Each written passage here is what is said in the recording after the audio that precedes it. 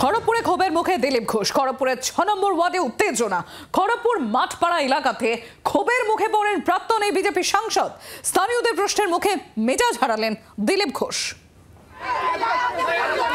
আমি টাকা দিয়ে বানিয়েছি, তোমাকে বলেছি আপনি এমপি হয়ে একজন বাদ তুলে বলতে পারেন? চোদ্দপুরুষ তুলবো। এবার বড় অধিকার দিয়েছে আপনাকে। আপনাকে অধিকার কে দিয়েছে? প্রদীপ কে বলবো কেন? আরে টাকা দিয়েছি, তৃণমূল কুত্তা সব জায়গায়। হ্যাঁ, পেছনে গলা টিপে দেবো। তোর বাপকে বলবে তাহলে টাকা দিচ্ছে।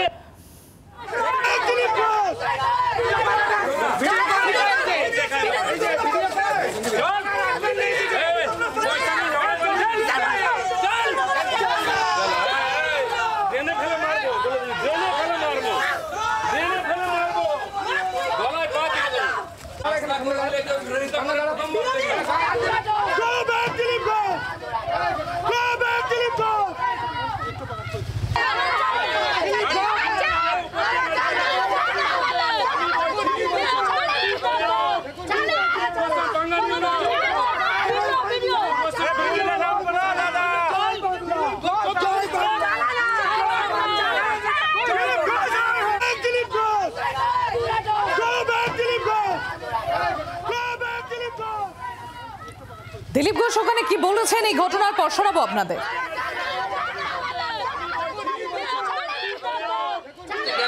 আমি টাকা দিয়েছি, একদিন কেন এরা রাস্তা হয়নি সেই প্রশ্ন করার হিম্মত নেই। এরা হচ্ছে ওই সুবিধাভোগী, 500 টাকা নিয়ে ঘেউ ঘেউ করে। আমি বলছি আমার বাপের টাকা, কার বাপের টাকা নেই। কার বাপ বলুক, কার বাপের টাকা? দিলীপ ঘোষ বাপ তুলেই বলবে, যারা ঘেউ ঘেউ করবে তাদেরকে বাপ তুলেই বলবে। কাজ করতে পারে না, কাজ করে উদ্বোধন করছে আবার ঘেউ ঘেউ করছে। হিম্মত হয় কি করে? এই 500 টাকার চাকররা এরা কিছু করতে দেয় না, ঘেউ ঘেউ করে। তারা যেখানে বিক্ষোভ দেখাচ্ছিলেন সেখানকার মানুষজন তারা কি বলছেন শোনাবো আপনাদের।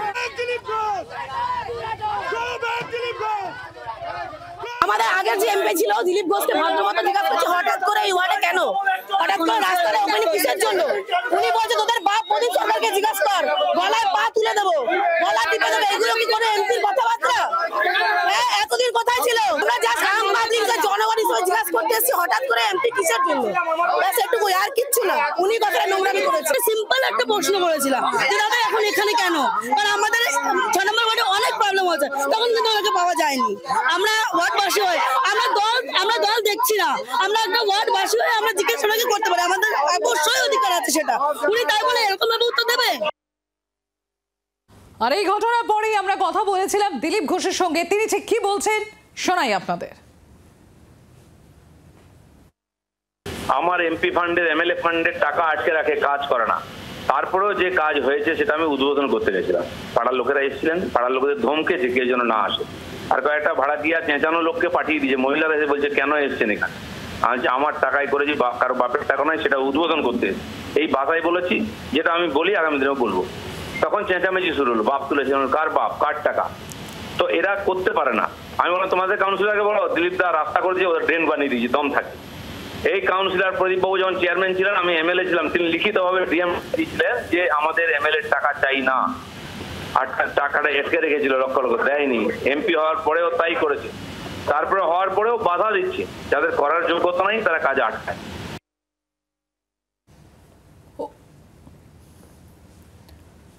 শুভেন্দু দিলীপের পর অগ্নিমিত্রার বোল্ডার তোপ। দিলীপ দা যা বলেছেন বেশ করেছেন। কালো পতাকা গো ব্যাক স্লোগান দিলে প্রতিরোধ, ইট মারলে এবার বোল্ডার আসবে। তৃণমূলকে হুঁশিয়ারি বিজেপি বিধায়ক অগ্নিমিত্রা বলের। বেশ করেছেন দিলীপ দা। আজকে যদি তৃণমূল ভেবে থাকে যে দিলীপ দার করা রাস্তা, তিনি যখন সাংসদ ছিলেন সেই রাস্তার ইনগ্রেশনের জন্য উনি যাবেন আর আপনারা কালো পতাকা দেখাবেন আর গো ব্যাক স্লোগান দেবেন, আর দিলীপ দা ভয় পেয়ে যাবেন, আমাদের বিজেপি কর্মীরা ভয় পেয়ে যাবেন, তো ভুল ভাবছেন। দিলীপ দা যেটা করেছেন 100 বার ঠিক করেছেন, বেশ করেছেন। এবার আগে আবার যদি করেন তো আরো ভয়ঙ্করভাবে প্রতিরোধ হবে। আমরা ওই এক গালে মারলে আরেক গালটা বাড়িয়ে দেবো না। ইট মারলে পাটকেল তো শুভেন্দুদা কম বলেছে, বোল্ডার আসবে। শুনলেন অগ্নিমিত্রা পল, তার বক্তব্য যে ইট মারলে পাটকেল আসবে, এটা তো শুভেন্দুদা যা বলেছেন সেটা কম বলেছেন। ইট মারলে এবার বোল্ডার আসবে, তৃণমূলকে হুঁশিয়ারি বিজেপি বিধায়ক অগ্নিমিত্রা বলের। দিলীপ ঘোষের এই ঘটনা এবং এই দিলীপ ঘোষের ঘটনা নিয়ে এমনই মন্তব্য বিজেপি বিধায়ক অগ্নিমিত্রা বলের। বাপের টাকা নেই, আমি টাকা দিয়ে বানিয়েছি। তোমাকে বলেছি আপনি এমপিও একজন বাপ তুলে বলতে পারেন? 14 পুরুষ তুলবো। এবার বলো আপনাকে অধিকার কে দিয়েছে? বলো। প্রদীপ কে বলবো কেন? আরে আমি আপনাকে দায়ী মানেন। তৃণমূল কুত্তা সব জায়গায়। হ্যাঁ, পেছনে গলা টিপে দেবো। তোর বাপকে বলবে। তাহলে টাকা দিচ্ছে, ভিখারি বানিয়ে। টাকা দিচ্ছি। এই কুত্তাদের চেয়ে যেতে দাও। তৃণমূলের সহসভাপতি জয়প্রকাশ মজুমদারের সঙ্গে আমরা টেলিফোনে যোগাযোগ করতে পেরেছি। জয়প্রকাশ বাবু, দিলীপ ঘোষের আজকে যে ঘটনা, সেই ঘটনার প্রেক্ষিতে অগ্নিমিত্রা পল তিনি বলছেন যে শুভেন্দু অধিকারী যেটা বলেছেন যে ইট মারলে পাটকেল হবে, সেটা তো কম, আমি বলবো ইট মারলে এবার বোল্ডার আসবে। তৃণমূলকে হুঁশিয়ারি দিয়েছেন তিনি, কি বলবেন? দেখুন, বিক্ষোভ চারিদিকে হবেই, কারণ মানুষের স্বতঃস্ফূর্ত বিক্ষোভ, ক্ষোভ বিজেপির ওপরে। কিন্তু তার জন্য যদি এরা হিংসার পথ বেছে নেন তাহলে কিন্তু হিতে বিপরীত হবে।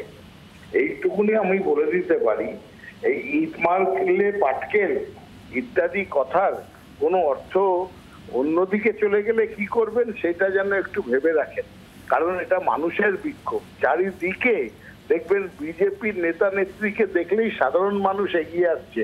সাধারণ মানুষ মেনে নিতে পারছে না ধর্মের ভিত্তিতে সমাজকে ভাগ করা, সাধারণ মানুষ মেনে নিতে পারছে না এই হিংসার কথা। তারা বিক্ষোভ দেখাচ্ছে, শান্তিপূর্ণ বিক্ষোভ, কালো পতাকা দেখাচ্ছে।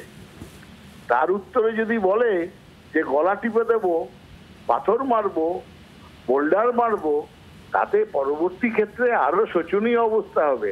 এইসব নেতা নেত্রীরা, এই অগ্নিমিত্রা পালই বলুন আর ওদিকে শুভেন্দু অধিকারী বলুন, এরা সবসময় কেন্দ্রীয় বাহিনী নিয়ে ঘোরে। সাধারণ মানুষ তাই জন্য আরো এদের উপর রাগ। এই কেন্দ্রীয় বাহিনীর পেছন থেকে এরা মানুষকে মানুষ জ্ঞান করে না। কেন সাধারণ মানুষ এদের সঙ্গে থাকবে? তাই এদের বিক্ষোভ হচ্ছে মনে, তাই জন্য কালো পতাকা দেখাচ্ছে, বিক্ষোভ করছে। তার উপরে যদি হিংসার কথা বলেন এই বিজেপির নেতারা, সামনের দিন কিন্তু ভয়ঙ্কর। ধন্যবাদ জয়প্রকাশ বাবু। গতকাল এবার আপনাদের শোনায় শুভেন্দু অধিকারী ঠিক কি বলেছিলেন। ইট মারলে পাটকেল খেতে হবে, হিন্দু জেগে গেছে। ইট মারলে পাটকেল খেতে হবে, হিন্দু জেগে গেছে। ইট মারলে পাটকেল খেতে হবে, হিন্দু জেগে গেছে। বাংলার আওয়াজ, বাঙালির আবেগ, জি 24 ঘন্টা।